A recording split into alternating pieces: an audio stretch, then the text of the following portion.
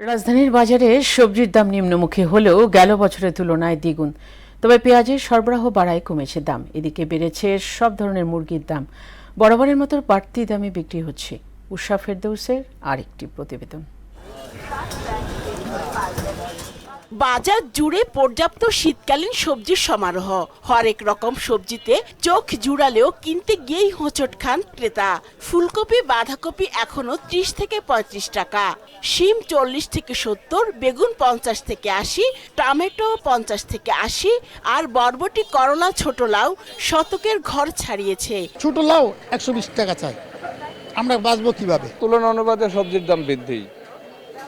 এই সময় তো গতবার অনেক কম ছিল আর কি। সিন্ডিকেটগুলো এই বিশেষ দিনগুলোতে কাজ করে, রোজা, ঈদ। তবে কমেছে পেঁয়াজের দাম। কেজি প্রতি বিক্রি হচ্ছে 50 থেকে 55 টাকায়। সপ্তাহ ব্যবধানে দাম কমেছে 10 টাকা। আর আলু বিক্রি হচ্ছে 25 থেকে 30 টাকায়। আলু পেঁচে আমদানি করা লাগে না, দেশে অভাব নাই, প্রচুর মাল হয়েছে, দাম অনেক কমে আছে। এদিকে 700 থেকে 800 টাকায় গরুর মাংসের দাম স্থিতিশীল। তবে বেড়েছে সব ধরনের মুরগির দাম।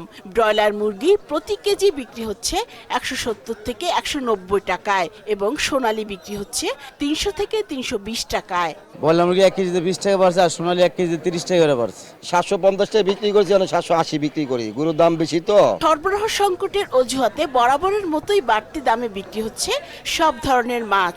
তবে চাষের মাছের তুলনায় নদীর মাছের দাম প্রায় 3 গুণ বেশি।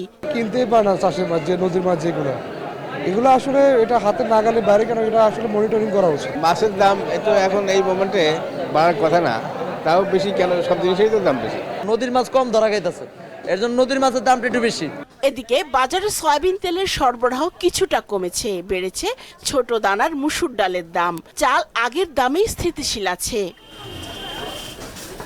উষা ফেরদৌস, মোহনা সংবাদ, ঢাকা।